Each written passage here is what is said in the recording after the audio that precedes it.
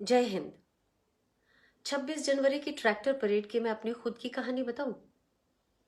स्वतंत्र लोकतंत्र के किसी भी उत्सुक नागरिक की तरह मैं भी सुबह गाजीपुर बॉर्डर पहुंची थी और जो उत्साहपूर्ण माहौल था वैसा मेरी आंखों ने बचपन में समझ आने से लेकर और अब तक नहीं देखा था। क्रांति के सुंदर गाने, कतार में लगकर चाय और रोटी लेते हुए हर जाति और धर्म के लोग, मेरे देश का चलता फिरता रंग बिरंगा लोकतंत्र वहां पूरे उठान पर था। सब मुस्कुरा रहे थे, भीड़ में धक्का मुक्की तक नहीं थी। एक अनरिटन डिसिप्लिन था सबके अंदर, ना कोई राग, ना द्वेष और ना आक्रोश।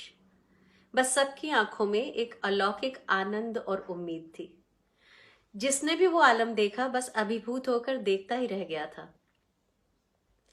मन तब और भी भावुक हो उठा जब रैली शुरू होने के समय यानी 11 बजे के बाद से सड़क के दोनों तरफ के घरों से महिलाएं, पुरुष और बच्चे निकलकर ट्रैक्टर और ट्रॉली पर बैठे लोगों को सल्यूट कर रहे थे, ठीक वैसे ही जैसे राजपथ पर करते हैं।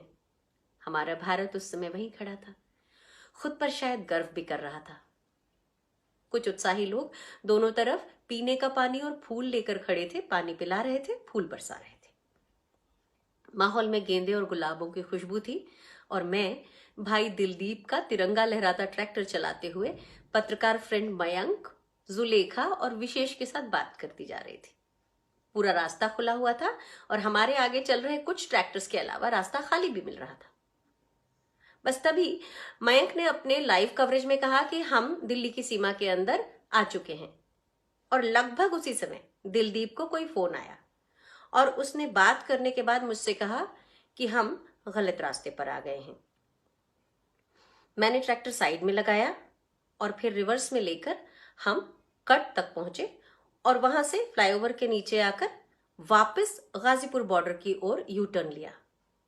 लेकिन थोड़ा आगे जाकर जानते हैं हमने क्या देखा? पुलिस ने लौटने के रास्ते पर डीटीसी की 2 बसेस लगाकर रास्ता रोक रखा था। यानी कि गलत रास्ते की ओर जाते समय कोई बैरिकेड्स नहीं थे और सही रास्ते पर मुड़ने ना देने के लिए रास्ता रोका हुआ था। हम तो दिल्ली के बारे में जानते थे तो जल्दी लौट लिए, लेकिन जो किसान दिल्ली इसी परेड के लिए आए थे उनसे चूक होना लाजमी था और दिल्ली पुलिस का कोई इंडिकेटर या मार्गदर्शन था ही नहीं। इस आप बीती को आज कहना इसलिए जरूरी है कि आप जानें कि यह सिर्फ एक समझा बूझा ट्रैप था किसान आंदोलन को तोड़ने का, और किसानों का दुर्भाग्य कि वे इस ट्रैप में फंस भी गए। यानी इस बार तथाकथित चाणक्यों की साजिश कामयाब रही। इसमें पुलिस ने तो किसानों से अंडरटेकिंग ली थी, लेकिन अपनी तरफ से पुलिस की मार्ग में क्या व्यवस्था रहेगी इसका कोई कमिटमेंट जाहिर तौर पर ना तो देखने में आया, ना एक नक्शे के अलावा कोई और दस्तावेज प्रचारित या पब्लिश हुआ। बहरहाल लाल किले की पूरी घटना बहुत दुर्भाग्यपूर्ण है और इतिहास में कलंक की तरह दर्ज हो गई है, लेकिन इसकी साजिश करने वालों ने देश की अस्मिता के बारे में तो सोचा ही नहीं। उनका लक्ष्य ही किसान को देश की नजरों में नीचा दिखाना था और आंदोलन को एक बारगी जैसे कुचलना था, और कम से कम प्रथम दृष्टया वे इसमें कामयाब हुए भी दिखते हैं। यानी लोकतंत्र में एक बार फिर एक षड्यंत्र हुआ, बड़े पैमाने पर हुआ।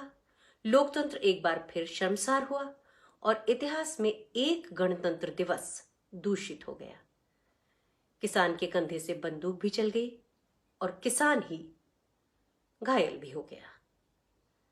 इस तरह की साजिशें आज लोकतंत्र में निहत्थे का शिकार करवा रही हैं और हम मानसिक रूप से शिकार हो रहे हैं, बीमार हो रहे हैं। हो सके तो इस पहलू पर भी विचार कर लें। मुझे यकीन है आप विचार भी कर सकेंगे और दिल में कहीं विश्वास भी होगा इस सच पर।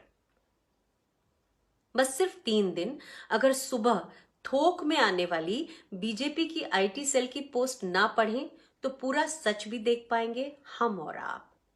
आखिर हम सब इसी मिट्टी के लोग हैं, इसी गंगा जमुनी तहजीब ने हमें पाला है। हम कर पाएंगे दूध का दूध और पानी का पानी।